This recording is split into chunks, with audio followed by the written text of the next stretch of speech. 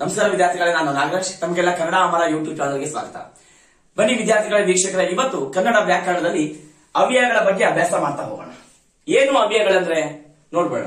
ನೋಡಿ, ಅವ್ಯಯಗಳಂದ್ರೆ ಏನಂದ್ರೆ ವಾಕ್ಯದಲ್ಲಿ ನಾಮಪದ ಹಾಗೂ ಕ್ರಿಯಾಪದಗಳಂತೆ ಒಂದು ಪದವನ್ನ ಲಿಂಗ, ವಚನ, ವಿಭಕ್ತಿಗಳ ರೂಪದಲ್ಲಿ ಪ್ರಯೋಗಿಸಿದರೂ ಸಹ ಅದು ರೂಪಭೇದವನ್ನು ಹೊಂದದೆ ಹಾಗೆಯೇ ಇದ್ದರೆ ಅಂತಹ ಪದವನ್ನ ನಾವು ಅವ್ಯಯಗಳು ಅಂತ ಕರಿತೀವಿ. ಏನು ಹಾಗಂದ್ರೆ, ಒಂದು ವಾಕ್ಯದಲ್ಲಿ ನಾಮಪದನೂ ಇರುತ್ತೆ, ಕ್ರಿಯಾಪದನೂ ಇರುತ್ತೆ. ಅದಲ್ಲದೆ ಇನ್ನು ಕೆಲವು ಪದಗಳು ಬರ್ತವೆ, ವಿಶೇಷವಾಗಿರ್ತಕ್ಕಂತಹ ಪದಗಳು. ಅವು ಯಾವ ಕಾರಣಕ್ಕೂ ಬದಲಾಗುವುದಿಲ್ಲ. ಅಂತಹ ಪದಗಳನ್ನ ಅವ್ಯಯಗಳು ಅಂತ ಕರಿತೀವಿ. ನಾನು ಇಷ್ಟು ಉದಾಹರಣೆ ಬರ್ಕೊಂಡಿದ್ದೀನಿ, ಇನ್ನ ತೋರಿಸ್ತೀನಿ ನೋಡಿ. ಇಲ್ಲಿ ಹೇಳ್ತಾ ಹೋಗ್ತೀನಿ. ನಾಮಪದ ಇರುತ್ತೆ, ಕ್ರಿಯಾಪದ ಇರುತ್ತೆ ಅಂದೆ.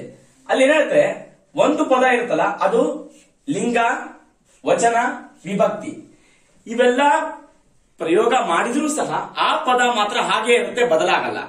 ಅಂತವನ್ನ ಅವ್ಯಯಗಳು ಅಂತ ಕರಿತೀವಿ.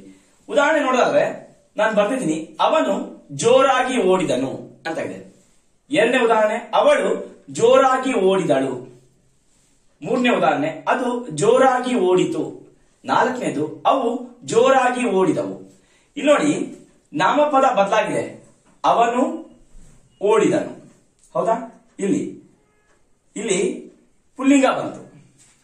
ನೆಕ್ಸ್ಟ್ ನೋಡಿ, ಸ್ತ್ರೀಲಿಂಗ. ನಾ ಹೇಳಿದೆ ಲಿಂಗ, ಇಲ್ಲಿ ಪುಲ್ಲಿಂಗ ಅವನು ಓಡಿದನು, ಸ್ತ್ರೀಲಿಂಗ ಅವಳು ಓಡಿದಳು. ನಪುಂಸಕಲಿಂಗ ಆದ್ರೆ ಅದು ಓಡಿತು. ಇಲ್ಲಿ ವಚನ ಇದೆ ಅಲ್ಲಿ ನೋಡಿ. ಆದ್ರೆ ಈ ಪದಗಳು ಮಾತ್ರ ಏನು ಬದಲಾಗಿಲ್ಲ. ಇವೆಲ್ಲ ಬದಲಾದವು. ನಾಮಪದ ಬದಲಾಯಿತು, ಕ್ರಿಯಾಪದ ಬದಲಾಯಿತು. ಆದ್ರೆ ಮಧ್ಯದಲ್ಲಿರ್ತಕ್ಕಂತಹ ಜೋರಾಗಿ ಜೋರಾಗಿ ಜೋರಾಗಿ ಈ ಪದ ಮಾತ್ರ ಹಾಗೆ ಇದೆ, ಬದಲಾಗೋದಿಲ್ಲ. ಇವು ಎರಡೂ ಬದಲಾದ್ರೂ ಸಹ, ನಾಮಪದ ಕ್ರಿಯಾಪದ ಬದಲಾದ್ರೂ ಸಹ ಮಧ್ಯೆ ಏನ್ ಜೋರಾಗಿ ಇದೆಯಲ್ಲ ಅದು ಬದಲಾಗಲಿಲ್ಲ. ಅಂತಹ ಪದಗಳನ್ನ ಅವ್ಯಯಗಳು ಅಂತ ಕರಿತೀವಿ. ನಾನು ಹೇಳಿದೆ ನಿಮ್ಗೆ, ಇಲ್ಲಿ ಪುಲ್ಲಿಂಗ ಬಂತು, ಜೋರಾಗಿನೇ ಇದೆ. ಸ್ತ್ರೀಲಿಂಗ ಬಂತು, ಜೋರಾಗಿನೇ ಇದೆ. ಇಲ್ಲಿ ನೋಡಿ, ವಚನ ಏಕವಚನ, ಅವನು ಇದೆ, ಓಡಿದನು, ಜೋರಾಗಿ ಹಾಗೆ ಇದೆ, ಬದಲಾಗೋದಿಲ್ಲ. ಇಲ್ಲಿ ಅವು ಬಹುವಚನ, ಓಡಿದವು ಅಂತ ಬಂತು. ಅವು ಓಡಿದವು ಬಂದರೂ ಸಹ ಜೋರಾಗಿ ಅಂತಾನೆ ಇದೆ, ಅದು ಬದಲಾಗಲಿಲ್ಲ. ಇನ್ನು ವಿಭಕ್ತಿಗಳು ತಗೊಳ್ರಿ ನೀವು. ಅವನು ಪ್ರಥಮ, ಹೌದಾ? ಅವನು ಜೋರಾಗಿ ಓಡಿದನು, ಅವನನ್ನು ಜೋರಾಗಿ ಓಡಿಸಿದರು, ಅವನಿಂದ ಜೋರಾಗಿ ಓಡಲ್ಪಟ್ಟಿತು, ಅವನಲ್ಲಿ ಜೋರಾಗಿ ಓಡುವ ಶಕ್ತಿ ಇದೆ. ಇಷ್ಟೆಲ್ಲ ನಾವು ವಿಭಕ್ತಿ ಹೇಳಿದ್ರು ಸಹ ಈ ಪದ ಮಾತ್ರ ಹಾಗೇ ಇದೆ.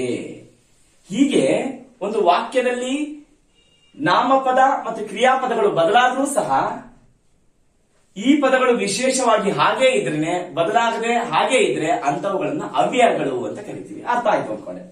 ಈ ಅವ್ಯಯಗಳಲ್ಲಿ ಅನೇಕ ಪ್ರಕಾರಗಳಿದ್ದಾವೆ. ಅವು ಸಾಮಾನ್ಯ ಅವ್ಯಯಗಳಾಗಿರ್ಬೋದು, ಅನುಕರಣಾವ್ಯಯಗಳು, ತದ್ದಿದಾಂತ ಅವ್ಯಯ, ಕೃದಂತಾವ್ಯಯ, ಸಂಬಂಧಾರ್ಥಕ ಅವ್ಯಯ, ಭಾವಸೂಚಕ ಅವ್ಯಯಗಳು, ಹೀಗೆ ಅನೇಕ ಪದಗಳಿದ್ದಾವೆ. ಪರೀಕ್ಷೆಯಲ್ಲಿ ಏನ್ ಮಾಡ್ತಾರೆ, ಒಂದು ವಾಕ್ಯವನ್ನ ಕೊಡ್ತಾರೆ. ಒಂದು ವಾಕ್ಯವನ್ನ ಕೊಟ್ಟು ಅದು ಯಾವ ಅವ್ಯಯ ಅಂತ ಕೇಳ್ತಾರೆ. ನಾನೇನೋ ನಿಮ್ಗೆ ಸುಲಭವಾಗಿ ಅಂತ ಹೇಳ್ಬಿಟ್ಟು ಇಲ್ಲಿ ಒಂದೇ ರೀತಿ ಬರ್ದು ತೋರಿಸ್ಬಿಟ್ಟೆ. ಅವನು ಓಡಿದನು, ಅವಳು ಜೋರಾಗಿ ಓಡಿದಳು, ಅದು ಜೋರಾಗಿ ಓಡಿತು. ಇದು ಸುಲಭ ಆಯ್ತು ನಿಮಗೆ. ಪರೀಕ್ಷೆಯಲ್ಲಿ ಈ ರೀತಿ ಕೊಡೋದಿಲ್ಲ. ಯಾವ್ದಾದ್ರು ಒಂದು ನಿಮಗೆ ವಾಕ್ಯ ಕೊಡ್ತಾರೆ. ವಾಕ್ಯ ಕೊಟ್ಬಿಟ್ಟು ಇದು ಯಾವ ಅವ್ಯಯ ಅಂತ ಕೇಳ್ತಾರೆ. ಆದ್ರಿಂದ ನಾವು ಒಂದೊಂದೇ ಅವ್ಯಯ ನೋಡ್ತಾ ಹೋಗೋಣ, ನಿಮ್ಗೆ ಅರ್ಥ ಆಗತ್ತೆ ಅನ್ಕೊಂಡಿದ್ದೀನಿ. ಬನ್ನಿ, ಮೊದಲನೇದಾಗಿ ಸಾಮಾನ್ಯ ಅವ್ಯಯ ಅಂತಿದೆ. ಹಾಗಾದ್ರೆ ಸಾಮಾನ್ಯ ಅವ್ಯಯಗಳನ್ನ ಹ್ಯಾಕ್ ಕಂಡುಹಿಡಿಬಹುದು? ಮೊದಲು ಸಾಮಾನ್ಯ ಅವ್ಯಯ ಅಂದ್ರೆ ನೋಡ್ಕೊಂಬೋಣ. ಕ್ರಿಯೆ ನಡೆದ ರೀತಿಯನ್ನು ವರ್ಣಿಸುವ ಪದಗಳೇ ಸಾಮಾನ್ಯ ಅವ್ಯಯಗಳು. ಕ್ರಿಯೆ ನಡೆದ ರೀತಿ ಹೇಗಿದೆ ಅನ್ನೋದನ್ನ ಹೇಳಿದ್ರೆ ಅಂತವನ್ನ ಸಾಮಾನ್ಯ ಅವ್ಯಯಗಳು ಅಂತ ಕರಿತೀವಿ. ಅದು ಕ್ರಿಯೆ ನಡೆದ ರೀತಿ ಇರ್ಬೋದು, ಕ್ರಿಯೆ ನಡೆದ ಕಾಲ ಇರ್ಬೋದು, ಅದೇ ರೀತಿ ಕ್ರಿಯೆ ನಡೆದ ಸ್ಥಳ, ಇವುಗಳನ್ನ ವರ್ಣನೆ ಮಾಡ್ತಕ್ಕಂತಹ ಪದಗಳೇ ಇದು ಸಾಮಾನ್ಯ ಅವ್ಯಯಗಳು. ಉದಾಹರಣೆ ನೋಡೋದಾದ್ರೆ ಇಲ್ಲಿ ಬರ್ತಿದ್ದೆ ನೋಡಿ, ಅವನು ಚೆನ್ನಾಗಿ ಹಾಡಿದನು. ಅವನು ಅಂತಕ್ಕಂಥದ್ದು ನಾಮಪದ, ಹಾಡಿದನು ಕ್ರಿಯಾಪದ. ಅದನ್ನ ನೋಡಿ, ಹೇಗೆ ಹಾಡ್ದ? ಕ್ರಿಯೆ ನಡೆದ ರೀತಿ, ಅವನು ಹಾಡ್ದ. ಕ್ರಿಯೆ ನಡೆದಿದ್ದೇನು? ಕ್ರಿಯಾಪದ ಯಾವುದು? ಹಾಡಿದನು ಕ್ರಿಯಾಪದ. ಆದ್ರೆ ಯಾವ ರೀತಿ ಹಾಡ್ದ? ಚೆನ್ನಾಗಿ ಹಾಡ್ದ. ಇದು ಸಾಮಾನ್ಯ ಅವ್ಯಯ. ರವಿ ಆಮೇಲೆ ಬರುವನು, ರವಿ ಬರ್ತಾನೆ, ಇದು ಕ್ರಿಯಾಪದ. ಹೇಗೆ ಬರ್ತಾನೆ ಅಥವಾ ಯಾವಾಗ ಬರ್ತಾನೆ ನೋಡಿ, ಆಮೇಲೆ ಬರ್ತಾನೆ, ಇದು ಕಾಲವನ್ನು ಸೂಚಿಸುತ್ತೆ. ಆಮೇಲೆ ಬರ್ತಾನಂತೆ, ಆ ನಂತರ ಬರ್ತಾನಂತೆ, ಅದು ಕಾಲವನ್ನ ಸೂಚಿಸುತ್ತೆ. ಅವಳನ್ನು ಬೇಗನೆ ಕರೆತಂದರು, ಅವಳನ್ನ ಕರ್ಕೊಂಡ್ ಬಂದ್ರು. ಹೇಗೆ ಕರ್ಕೊಂಡ್ ಬಂದ್ರು? ಬೇಗನೆ ಕರ್ಕೊಂಡ್ ಬಂದ್ರು. ನೋಡಿ ಯಾವ ರೀತಿ ಕರ್ಕೊಂಡ್ ಬಂದ್ರು ಅನ್ನೋದನ್ನ ಹೇಳ್ತಕ್ಕಂತ ಪದ ಇದೆಯಲ್ಲ, ಅದು ಸಾಮಾನ್ಯವಯ. ಇನ್ನೊಂದಿದೆ, ಮನೆಯ ಸುತ್ತಲೂ ಕತ್ತಲಾಗಿದೆ. ಕತ್ತಲಂತೂ ಆಗಿದೆ, ಇದು ಕ್ರಿಯಾಪದ. ಕ್ರಿಯೆ ನಡೆದ ರೀತಿ ಅಥವಾ ಸ್ಥಳ ಅಂತ ಹೇಳಿದೆ ನಿಮಗೆ. ಕತ್ತಲು ಹೇಗೆ ಆಗಿದೆ, ಎಲ್ಲಾಗಿದೆ ನೋಡಿ, ಸುತ್ತಲೂ ಕತ್ತಲಾಗಿದೆ, ಸ್ಥಳವನ್ನ ಹೇಳ್ತಾ ಇದೆ. ಹೀಗೆ ಕ್ರಿಯೆ ನಡೆದ ರೀತಿಯನ್ನ, ಸ್ಥಳವನ್ನ, ಕಾಲವನ್ನ ಹೇಳಿದ್ರೆ ಅವುಗಳನ್ನ ಸಾಮಾನ್ಯ ಅವ್ಯಯಗಳು ಅಂತ ಕರಿತಾ ಹೋಗ್ತೀವಿ. ಕ್ರಿಯೆ ನಡೆದ ರೀತಿ, ಸ್ಥಳ ಮತ್ತೆ ಕಾಲ. ಇಲ್ಲಿ ನೋಡಿ, ಹಾಡಿದನು, ಚೆನ್ನಾಗಿ ಹಾಡ, ಬರುವನು, ಆ ನಂತರ ಬರುವನು, ಕತ್ತಲಾಗಿದೆ, ಸುತ್ತಲೂ ಕತ್ತಲಾಗಿದೆ. ಸುತ್ತಲೂ ಅಂತಕ್ಕಂಥದ್ದು ಸ್ಥಳವನ್ನ ಹೇಳುತ್ತೆ. ಚೆನ್ನಾಗಿ ಹಾಡಿದನು ಅಂತಕ್ಕಂಥದ್ದು ಹಾಡಿದ ರೀತಿಯನ್ನ ಹೇಳುತ್ತೆ. ಈ ರೀತಿ ಕ್ರಿಯೆ ನಡೆದ ರೀತಿಯನ್ನ ವರ್ಣನೆ ಮಾಡತಕ್ಕಂತಹ ಗುಣವಿಶೇಷಣ ಪದಗಳೇ ಇಲ್ಲಿ ಸಾಮಾನ್ಯ ಅವ್ಯಯಗಳು. ಇನ್ನ ಅನುಕರಣಾವ್ಯಯಗಳು ಅಂತ ಇದೆ ಎರಡನೇದು. ಏನು ಅನುಕರಣಾವ್ಯಯಗಳಂದ್ರೆ, ನಾವು ಕೇಳಿದ ಅರ್ಥವಿಲ್ಲದ ಯಾವುದೇ ಧ್ವನಿಯನ್ನ, ನಾವು ಕೇಳಿದ ಮತ್ತು ಅರ್ಥವಿಲ್ಲದ, ಅವುಗಳಿಗೆ ಅರ್ಥ ಇರೋದಿಲ್ಲ, ಅರ್ಥ ಹೇಳಿ ಬರೋದಿಲ್ಲ, ಅಂತಹ ಧ್ವನಿಗಳನ್ನ ಅನುಕರಣೆ ಮಾಡಿ ಹೇಳುವುದೇ ಅನುಕರಣಾವ್ಯಯಗಳು. ನಾನು ಅನುಕರಣಾವ್ಯಯಗಳ ಬಗ್ಗೆ ಒಂದು ವಿಡಿಯೋ ಮಾಡಿದ್ದೀನಿ, ಅದು ನೋಡಿ ಬಹಳ ಬೇಗ ಅರ್ಥ ಆಗುತ್ತೆ ನಿಮಗೆ. ಒಂದು ಉದಾಹರಣೆ ಹೇಗಿರುತ್ತೆ, ಒಂದು ಪದವನ್ನ, ಒಂದು ವಾಕ್ಯವನ್ನ ಕೊಟ್ಟಾಗ ಅದು ಅನುಕರಣಾವ್ಯಯ ಅಂತ ಹೇಗೆ ನಾವು ಅನುಕರಣಾವ್ಯಯ ಅಂತ ಹೇಳ್ಬಿಟ್ಟು ಹೇಗೆ ಕಂಡುಹಿಡಿಬೇಕು ಅಂದ್ರೆ, ಇಲ್ಲ ನಾನು ಉದಾಹರಣೆ ಬರ್ತೀನಿ. ಬೆಂಕಿಯು ಧಗಧಗ ಉರಿಯಿತು, ಹೌದಾ? ನೀರು ಜುಳು ಜುಳು ಹರಿಯಿತು, ಕೋಗಿಲೆ ಕುಹು ಕುಹು ಕೂಗಿತು. ನೋಡಿ, ಬೆಂಕಿ ಹೇಗೆ ಉರಿಯುತ್ತೆ? ದಗದಗನೆ ಉರಿಯೋದು. ಆ ಉರಿತಕ್ಕಂತ ರೀತಿಗೆ ಒಂದು ಪದ ಇದೆ, ಧಗ ಧಗ ಅಂತ. ಅದನ್ನ ಹೇಗೆ ಹೇಳ್ತೀವಿ ಅಂದ್ರೆ, ಧಗ ಧಗ ಅಂತಕ್ಕಂಥ ಪದವನ್ನ ಬಳಸಿ ಹೇಳ್ತೀವಿ. ಅದನ್ನ ಅನುಕರಣೆ ಮಾಡಿ ಹೇಳ್ತೀವಿ. ಧಗ ಧಗ ಅಂತಕ್ಕಂಥದ್ದು ಬೆಂಕಿ ಉರಿತಕ್ಕಂಥ ರೀತಿಗೆ ಧಗ ಧಗ. ನೀರು ಹರಿತಕ್ಕಂಥದ್ದು ಹೇಗೆ ಹರಿಯುತ್ತೆ? ಜುಳು ಜುಳು. ನೋಡಿ, ಹರಿತಕ್ಕಂಥ ರೀತಿಯನ್ನ ಅನುಕರಣೆ ಮಾಡಿ ಹೇಳದೆ ಅನುಕರಣಾವ್ಯಯ. ಕೋಗಿಲೆ ಯಾಕೆ ಕೂಗತ್ತೆ? ಕುಹು ಕುಹು ಅಂತ ಕೂಗತ್ತೆ. ಅದು ಕೂಗ್ತಕ್ಕಂಥ ರೀತಿ ಅನುಕರಣೆ ಮಾಡಿ ಹೇಳ್ತೀವಿ, ಕುಹು ಕುಹು. ಮೂಗಿಗೆ ನೋಡಿ, ಘಮ ಘಮ ವಾಸನೆ ಬಡಿಯಿತು.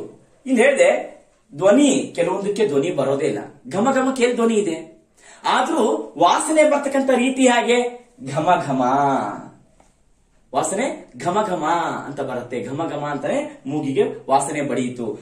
ಈ ರೀತಿ ಅನುಕರಣೆ ಮಾಡಿ ಹೇಳ್ತಕ್ಕಂಥ ಪದಗಳೆಲ್ಲ ಅನುಕರಣಾವ್ಯಯಗಳು. ಇದನ್ನ ಅನುಕರಣಾವ್ಯಯ ಅಂತ ಹೇಳ್ಬಿಟ್ಟು ಹೇಳ್ಬೇಕು. ಹಿತ್ತಾಳೆ ಕೊಡ ಮಿರಿ ಮಿರಿ ಮಿಂಚುತ್ತಿತ್ತು. ನೋಡಿ, ಕೊಡ ಹೇಗ್ ಮಿಂಚುತ್ತೆ? ಮಿಂಚೋ ರೀತಿ ಹೇಳ್ತೀವಲ್ಲ, ಮಿರಿ ಮಿರಿ. ವಾಸನೆ ಹೆಂಗ್ ಬರುತ್ತೆ? ಘಮ ಘಮ. ಕೋಗಿಲೆ ಯಾಕೆ ಹೋಗುತ್ತೆ? ಕುಹು ಕುಹು. ಈ ರೀತಿ ಪದಗಳು ಬಂತು ಅಂದ್ರೆ ವಾಕ್ಯದಲ್ಲಿ ಅನುಕರಣಾವ್ಯಯ. ಸರ್, ಇನ್ನೂ ಸುಲಭವಾಗಿ ನಾವು ಹ್ಯಾಕ್ ಕಂಡುಹಿಡ್ಕೋಬೇಕು ಅನುಕರಣಾವ್ಯಯ ಅಂದ್ರೆ, ಅರ್ಥ ಮಾಡ್ಕೊಳ್ಳಿ.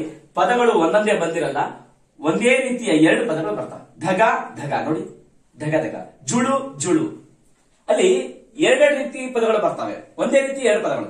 ಕುಹು ಕುಹು, ಹೌದಾ? ಘಮ ಘಮ, ಮಿರಿ ಮಿರಿ, ಫಳ ಫಳ, ಧಗ ಧಗ. ಈ ರೀತಿ ಪದಗಳು ಬಂತು ಅಂದ್ರೆ ಅದನ್ನ ಅನುಕರಣಾವ್ಯಯಗಳು ಅಂತ ಕರಿತೀವಿ. ಹೀಗೆ ಅನುಕರಣಾವ್ಯಯಗಳನ್ನ ಕಂಡುಹಿಡಿತಕ್ಕಂಥ ರೀತಿ. ಇನ್ನು ಮುಂದಿನ ಅವ್ಯಯ ನೋಡ್ತಾ ಹೋಗೋಣ ಬನ್ನಿ. ಭಾವಸೂಚಕ ಅವ್ಯಯಗಳು ಅಂತ ಇದೆ. ಏನು ಭಾವಸೂಚಕ ಅವ್ಯಯಗಳು? ಇದು ಅವ್ಯಯಗಳ ಇನ್ನೊಂದು ರೀತಿ. ಇದು ಮನಸ್ಸಿನ ಭಾವನೆಗಳನ್ನು ಶಬ್ದದ ಮೂಲಕ ತಿಳಿಸುವ ಅವ್ಯಯಗಳೇ ಭಾವಸೂಚಕ ಅವ್ಯಯಗಳು. ನಮ್ಮ ಮನಸ್ಸಿನಲ್ಲಿ ಅನೇಕ ಭಾವನೆಗಳು ಮೂಡ್ತವೆ. ಒಂದು ಖುಷಿ ಭಾವನೆ, ಇನ್ನೊಂದು ಬೇಸರದ ಭಾವನೆ, ಇನ್ನೊಂದು ಕೋಪದ ಭಾವನೆ, ಇನ್ನೊಂದು ಮೆಚ್ಚುಗೆಯ ಭಾವನೆ. ಹಾಗಾದ್ರೆ ಆ ಭಾವನೆಗಳಿಗೆ ಒಂದು ಪದಗಳಿವೆ. ಆ ಪದಗಳು ಆ ವಾಕ್ಯದಲ್ಲಿ ಬಂತು ಅಂದ್ರೆ ಅವು ಭಾವಸೂಚಕ ಅವ್ಯಯಗಳು ಅಂತ. ನಾನು ಕೆಲವು ಉದಾಹರಣೆ ಬರ್ತೀನಿ ನೋಡಿ. ಇಲ್ಲಿ ಭಲೆ, ಆಹಾ, ಅಬ್ಬಾ, ಥು, ಅಯ್ಯೋ, ಈ ರೀತಿ ಪದಗಳು ಬಂತು ಅಂದ್ರೆ, ಅದಲ್ಲದೆ ಇನ್ನೂ ಅನೇಕ ಪದಗಳಿದಾವೆ. ಅವುಗಳಂದ್ರೆ ನೋಡಿ, ಬಲರೆ, ಓಹೋ, ಆಹಾ, ಎಲ್ಲ ಈ ರೀತಿ ಪದಗಳು ಸಹ ಬರ್ತವೆ. ಅವುಗಳನ್ನ ನಾವು ಭಾವಸೂಚಕ ಅವ್ಯಯಗಳು ಅಂತ ಕರಿತೀವಿ. ಒಂದು ವಾಕ್ಯದಲ್ಲಿ ಇದನ್ನ ಹೇಗೆ ಬಳಕೆ ಮಾಡ್ತೀವಿ ಅಂತ ಹೇಳಿದ್ರೆ, ಭಲೆ, ಒಳ್ಳೆಯ ಕೆಲಸ ಮಾಡಿದೆ. ಭಲೆ, ಅದು ಮೆಚ್ಚುಗೆಯ ಒಂದು ಸೂಚನೆ. ಮೆಚ್ಚುಗೆಯನ್ನು ವ್ಯಕ್ತಪಡಿಸ್ತಕ್ಕಂಥ ಸೂಚನೆಗೆ ಆ ಪದಕ್ಕೆ ಭಲೆ ಅಂತ ಕರಿತೀವಿ. ಇನ್ನೊಂದು ನೋಡಿ, ಅದು ಮೆಚ್ಚುಗೆ ಪಡ್ತಕ್ಕಂಥ. ಇನ್ನೊಂದು ನೋಡಿ, ಆಹಾ ಹಾಡು ಕೇಳಲು ಎಷ್ಟು ಇಂಪಾಗಿದೆ, ಹಾಡು ಕೇಳಲು ಎಷ್ಟು ಇಂಪಾಗಿದೆ, ಅಬ್ಬಾ ಜೋಗ ಜಲಪಾತ ನೋಡಲು ಸುಂದರವಾಗಿದೆ. ಇಲ್ಲಿ ನೋಡಿ, ಇದು ತಿರಸ್ಕಾರದ ಭಾವನೆ, ಥೂ ನಮಗ್ ಬೇಡವಾಗಿರ್ತಕ್ಕಂಥದ್ದು. ಅದನ್ನ ಯಾವ ರೀತಿ ನಾವು ಏನ್ ಮಾಡ್ತೀವಿ, ಭಾವನೆಯನ್ನ ವ್ಯಕ್ತಪಡಿಸ್ತೀವಿ. ಅದಕ್ಕೆ ಅವ್ಯಯ ಯಾವುದು ಅಂದ್ರೆ ಥೂ ಅಂತಕ್ಕಂಥ ಅವ್ಯಯ. ನಿನ್ನ ಸಾವಾಸವೇ ಬೇಡ. ಅಯ್ಯೋ, ಇದು ಬಹಳ ಆಶ್ಚರ್ಯ ಸೂಚಕ. ಆಟವಾಡುತ್ತಾ ಮಗು ಬಿದ್ದಿತು, ಆಟವಾಡುತ್ತಾ ಮಗು ಬಾವಿಯಲ್ಲಿ ಬಿದ್ದಿತು.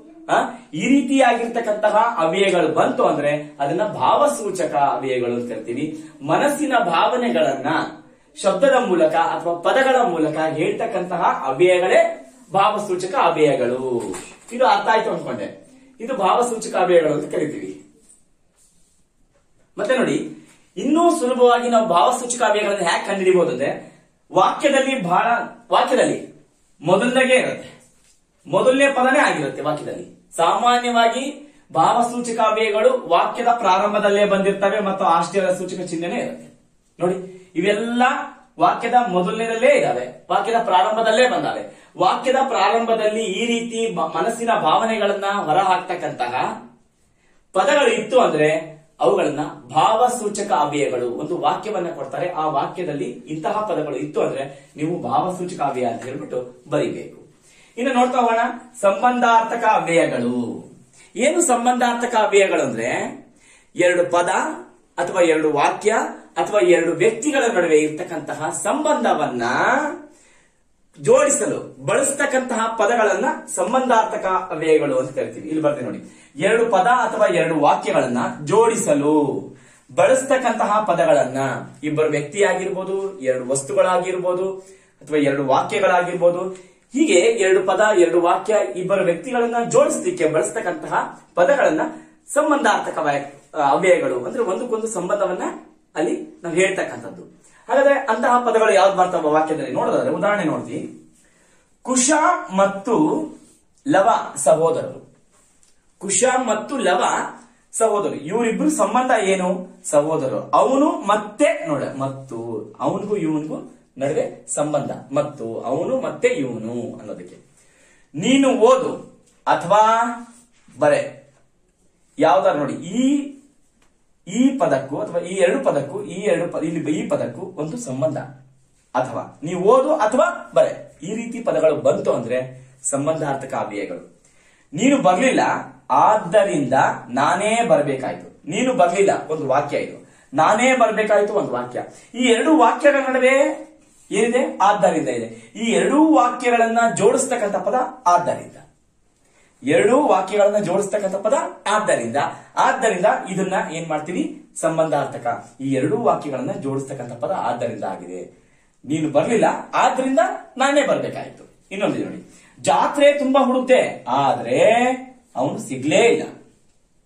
ಜಾತ್ರೆ ತುಂಬಾ ಹುಡುಕ್ದೆ ಆದ್ರೆ ಅವನು ಸಿಗ್ಲೇ ಇಲ್ಲ. ಇದು ಒಂದು ವಾಕ್ಯ. ಇದು ಜಾತ್ರೆ ತುಂಬಾ ಹುಡುಕ್ದೆ, ಅವನು ಸಿಗ್ಲೇ ಇಲ್ಲ. ಈ ಎರಡೂ ವಾಕ್ಯಗಳ ನಡುವೆ ಇವು ಎರಡೂ ವಾಕ್ಯಗಳನ್ನ ಜೋಡಿಸಿದ ಪದ ಯಾವ್ದು ಗೊತ್ತಾ? ಆದರೆ.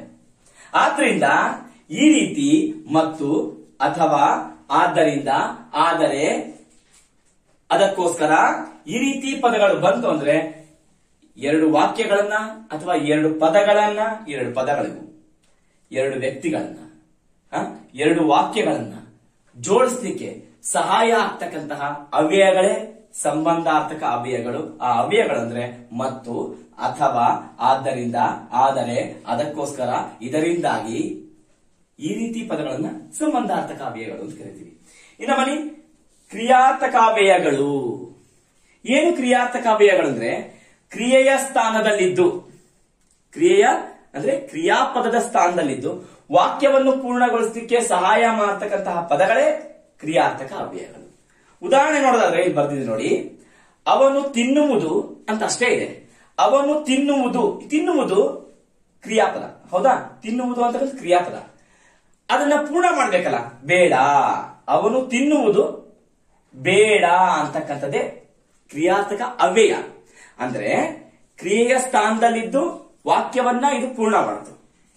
ಕ್ರಿಯೆಯ ಸ್ಥಾನದಲ್ಲಿದೆ ಇದು, ಕ್ರಿಯಾಪದದ ಸ್ಥಾನದಲ್ಲಿ ಇದು ಇದ್ದು ವಾಕ್ಯವನ್ನ ಪೂರ್ಣ ಮಾಡ್ತು. ಇದು ವಾಕ್ಯ ಅರ್ಧ ಆಗಿತ್ತು ನೋಡಿ. ಅವನು ತಿನ್ನುವುದು ವಾಕ್ಯ ಅರ್ಧ ಆಗಿತ್ತು, ಪೂರ್ತಿ ಮಾಡಿದ್ದೆ ಅದು ಬೇಡ.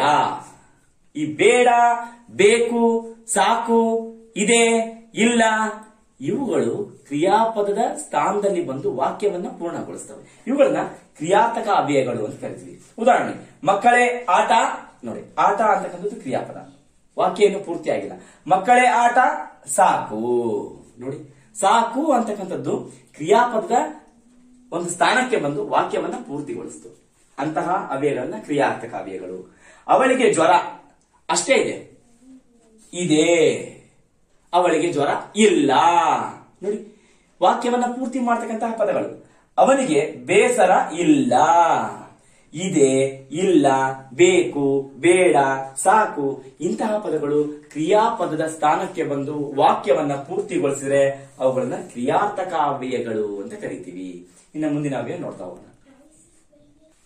ಬನ್ನಿ, ಮುಂದಿನ ಅವ್ಯಯ ಅವಧಾರಣಾರ್ಥಕ ಅವ್ಯಯ. ಏನು ಅವಧಾರಣಾರ್ಥಕ ಅವ್ಯಯ ಅಂದ್ರೆ ಬಹಳ ಸುಲಭ ಇದೆ ನೋಡಿ. ನಿಶ್ಚಯವಾಗಿ ಹೇಳುವ, ಇದ್ದೇ ಅಂತಾನೆ ಹೇಳಬೇಕು. ನಿಶ್ಚಯವಾಗಿ ಅದು ಹೌದು, ಅದೇ ಹೌದು ಅಂತ ಹೇಳಬೇಕು. ಅಲ್ಲಿ ಅನುಮಾನಕ್ಕೆ ಆಸ್ಪದ ಇರಬಾರ್ದು, ಗೊಂದಲಕ್ಕೆ ಆಸ್ಪದ ಇರಬಾರ್ದು, ಎರಡು ವಸ್ತುಗಳು ಇರಬಾರ್ದು, ಒಂದೇ ಇರಬೇಕು, ಅದು ಅದೇ ಆಗಿರ್ಬೇಕು. ಅದಕ್ಕೆ ನಿಶ್ಚಯ ಅಂತ ಕರಿತೀವಿ. ನಿಶ್ಚಯವಾಗಿ ಹೇಳುವ ಮತ್ತು ಏಕಾರವೇ ಇರಬೇಕು. ಏಕಾರ ಅಂತ ಹೇಳಿದ್ರೆ ದೀರ್ಘಾಕ್ಷರನೇ ಬಂದಿರಬೇಕು. ಅದು ಬಂತು ಅಂದ್ರೆ ಅವನ್ನ ಅವಧಾರಣಾರ್ಥಕ ಅವ್ಯಯ ಅಂತ ಕರಿತೀವಿ. ಉದಾಹರಣೆ ನೋಡ್ಬಿಟ್ರೆ ಬಹಳ ಸುಲಭ ಆಗುತ್ತೆ. ಬನ್ನಿ ಉದಾಹರಣೆ ನೋಡ್ತಾ ಹೋಗೋಣ. ತರಗತಿಯಲ್ಲಿ ಅವಳೇ ಬುದ್ಧಿವಂತಳು. ಅವಳು ಬಿಟ್ರೆ ಇನ್ಯಾರೂ ಇಲ್ಲ. ನಿಶ್ಚಯವಾಗಿ ಹೇಳ್ತೀವಿ, ಅವಳೇ ಬುದ್ಧಿವಂತಳು. ನೋಡಿ, ಅಲ್ಲಿ ಅನುಮಾನನೇ ಇಲ್ಲ, ಹೌದಾ? ಅಲ್ಲಿ ಇಬ್ರು ಇಲ್ಲ, ಅವಳೊಬ್ಳೇ ಇದ್ದಾಳೆ. ತರಗತಿಯಲ್ಲಿ ಎಷ್ಟೇ ಜನ ಇದ್ರು ಅವಳೇ ಬುದ್ಧಿವಂತಳು. ನೋಡಿ, ಅವಳೇ ಪಕ್ಕ ದೀರ್ಘ ಇದೆ, ಅದಕ್ಕೆ ಏಕಾರ ಅಂತ ಹೇಳಿದೆ. ನಿಶ್ಚಯವಾಗಿ ಅವಳು, ಜೊತೆಗೆ ಏಕಾರನೂ ಇರಬೇಕು. ಇದನ್ನ ಅವಧಾರಣಾರ್ಥಕ ಅವ್ಯಯ ಅಂತ ಕರಿತೀವಿ. ಇನ್ನು ಎರಡನೇ ಉದಾಹರಣೆ, ಅದರಲ್ಲೇ ಎಲ್ಲರಿಗಿಂತ ಅವರೇ ತುಂಬಾ ಒಳ್ಳೆಯವರು. ಎಲ್ರಿಗಿಂತ ಅವರೇ ಒಳ್ಳೆಯವರು, ಅವ್ರು ಬಿಟ್ರೆ ಅಷ್ಟು ಒಳ್ಳೆಯವರು ಯಾರೂ ಇಲ್ಲ ಅಂತ ಅದು ನಿಶ್ಚಯವಾಗಿ ಹೇಳ್ತೀವಿ. ಅದರಲ್ಲಿ ಅನುಮಾನ ಇಲ್ಲ. ಇವುಗಳಲ್ಲಿ ಇದೇ ತುಂಬಾ ಚೆನ್ನಾಗಿದೆ, ಇದೇ ತುಂಬಾ ಚೆನ್ನಾಗಿರೋದು. ಇವುಗಳಲ್ಲಿ ಇಷ್ಟು ವಸ್ತುಗಳಲ್ಲಿ, ಇಷ್ಟು ವಸ್ತ್ರಗಳಲ್ಲಿ ಇದೇ ತುಂಬಾ ಚೆನ್ನಾಗಿರೋದು. ಇದನ್ ಬಿಟ್ರೆ ಇನ್ಯಾವುದು ಚೆನ್ನಾಗಿಲ್ಲ. ನಿಶ್ಚಯವಾಗಿ ಹೇಳ್ತೀವಿ, ಇದನ್ ಬಿಟ್ರೆ ಯಾವುದೂ ಇಲ್ಲ ಚೆನ್ನಾಗಿ. ಎಲ್ಲ ಇದಾವೆ, ಆದ್ರೆ ಚೆನ್ನಾಗಿರೋದು ಇದೇ. ಅವರೇ, ಅವಳೇ.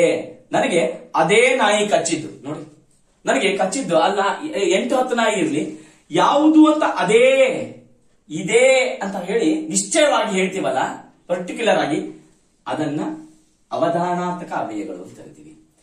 ಇಲ್ಲಿ ಏಕವಚನ ಬಂದ್ರೆ ಅವಳೇ, ಅವನೇ, ಅದೇ ಅಂತ ಬರುತ್ತೆ. ಬಹುವಚನ ಬಂದ್ರೆ ಅವರೇ ಅಥವಾ ಅದೇ, ಅವೇ ಅಂತಾನೆ ಬರುತ್ತೆ. ನಿಶ್ಚಯವಾಗಿ ಹೇಳ್ತಕ್ಕಂಥ ಮತ್ತು ದೀರ್ಘಾಕ್ಷರ ಇರಬೇಕು. ಹೀಗೆ ವಾಕ್ಯದಲ್ಲಿ ಈ ರೀತಿ ಪದಗಳು ಬಂದ್ರೆ ಅವಧಾರಣಾರ್ಥಕ ಅವ್ಯಯಗಳು ಅಂತ. ಇನ್ನ ಕೃದಂತಾವ್ಯಯ ಅಂತ ಇದೆ. ಏನು ಕೃದಂತಾವ್ಯಯ ಅಂದ್ರೆ ಕ್ರಿಯಾಪದದ ಧಾತುವಿಗೆ ಅವ್ಯಯಗಳನ್ನ ಸೇರಿಸಿ ಹೇಳುವುದೇ ಕೃದಂತಾವ್ಯಯ. ನಾನು ಕೃದಂತಾವ್ಯಯ ಮತ್ತೆ ತದ್ದಿದಾಂತಾವ್ಯಯ ಎರಡು ನಾನು ಅವ್ಯಯಗಳನ್ನು ಮಾಡಿದ್ದೀನಿ. ನೀವು ವಿಡಿಯೋ ನೋಡಿದ್ರೆ ಇನ್ನೂ ಸುಲಭವಾಗಿ ಅರ್ಥ ಆಗುತ್ತೆ. ಏನು ಹಂಗಂದ್ರೆ ಕ್ರಿಯಾಪದದ ಮೂಲ ರೂಪ. ಇಲ್ಲಿ ನಾನು ಉದಾಹರಣೆ ಬರ್ತೀನಿ. ಅವನು ಕತೆ ಹೇಳುತ್ತಾ ಇದ್ದನು. ಇಲ್ಲಿ ವಾಕ್ಯದಲ್ಲಿ ಕ್ರಿಯಾಪದ ಯಾವುದು? ಅವನು ಕತೆ ಹೇಳುತ್ತಾ ಇದ್ದನು. ಹೇಳುತ್ತಾ ಇದ್ದನ, ಅದು ಕ್ರಿಯಾಪದ.